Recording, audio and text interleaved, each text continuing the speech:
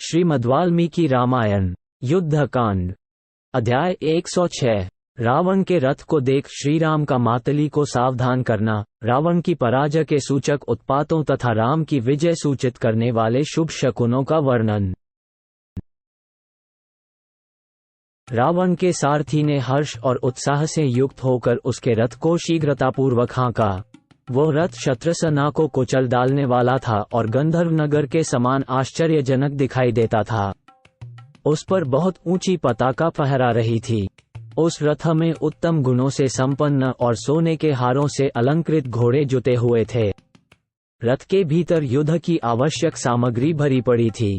उस रथ ने ध्वजा पताकाओं की तो माला सी पहन रखी थी। वह आकाश को अपना ग्रास बनाता हुआ सा जान पड़ता था। वसुंधरा को अपनी घर घर ध्वनि से निनादित कर रहा था। वो शत्रु की सेनाओं का नाशक और अपनी सेना के योद्धाओं का हर्ष बढ़ाने वाला था। 1-3 नरराज श्री रामचंद्र जी ने सहसा वहां आते हुए विशाल ध्वज से अलंकृत और घोर घर घर ध्वनि से युक्त राक्षस राज रावण के उस रथ को देखा। उसमें काले रंग के घोड़े जुते हुए थे। उसकी कांति बड़ी भयंकर थी। वह आकाश में प्रकाशित होने वाले सूर्य तुल्य तेजस्वी विमान के समान दृष्टिगोचर होता था।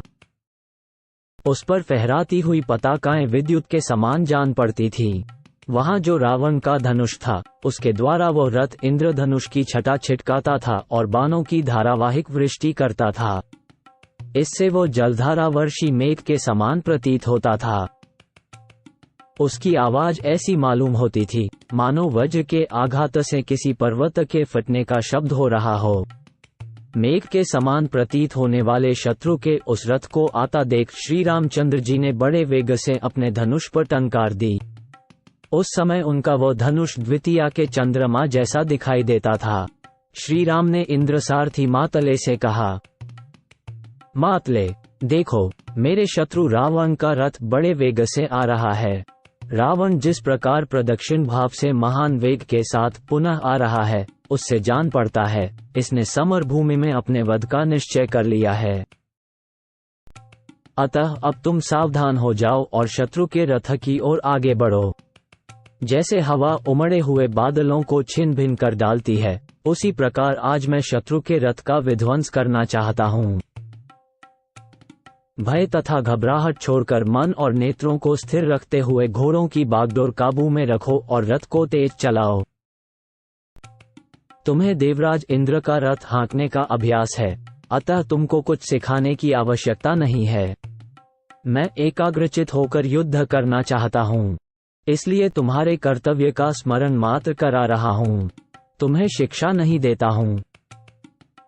श्री रामचंद्र जी के इस वचन से देवताओं के श्रेष्ठ सारथी मातली को बड़ा संतोष हुआ और उन्होंने रावण के विशाल रथ को दाहिने रखते हुए अपने रथ को आगे बढ़ाया।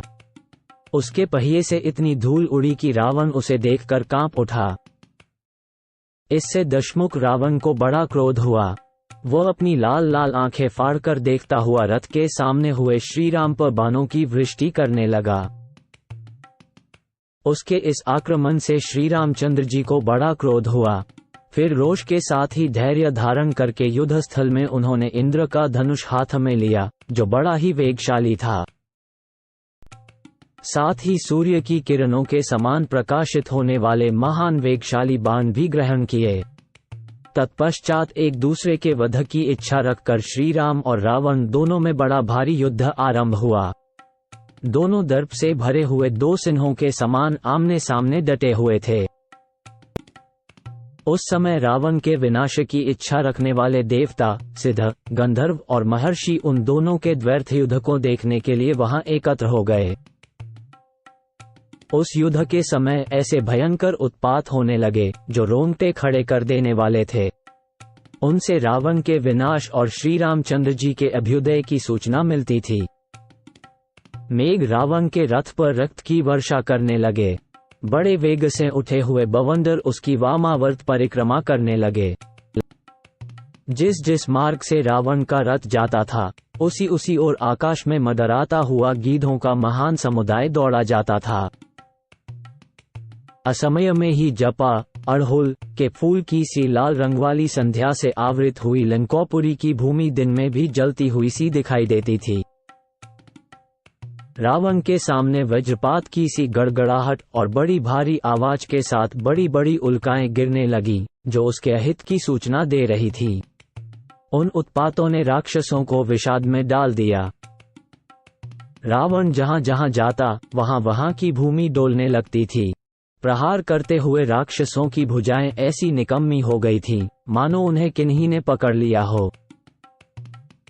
रावण के आगे पड़ी हुई सूर्यदेव की किरणें पर्वतीय धातुओं के समान लाल, पीले, सफेद और काले रंग की दिखाई देती थीं।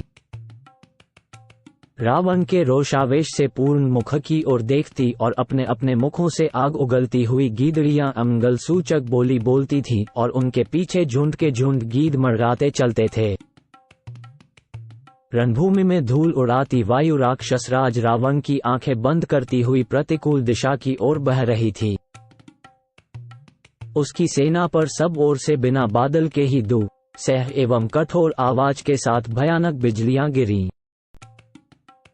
समस्त दिशाएं और विदिशाएं अंधकार से आच्छन्न हो गईं। धूल की बड़ी भारी वर्षा के कारण आकाश का दिखाई देना कठिन हो गया। भयानक आवाज करने वाली सैकड़ों दारुण सारिकाएं आपस में घोर कलह करती हुई रावण के रथ पर गिर पड़ती थीं।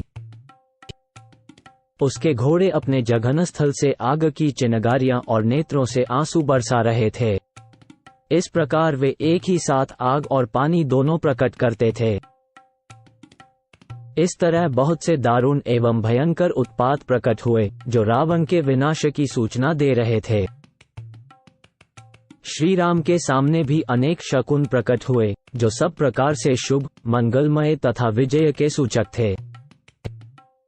श्री रघुनाथ जी अपनी विजय की सूचना देने वाले इन शुभ शकुनों को देखकर बड़े प्रसन्न हुए और उन्होंने रावण को मरा हुआ ही समझा। शकुनों के ज्ञाता भगवान श्री राम रणभूमि में अपने को प्राप्त होने वाले शुभ शकुनों का अवलोकन करके बड़े हर्ष और परम संतोष का अनुभव करने लगे तथा उन्होंने युद्ध में अधिक पराक्रम प्रकट किया।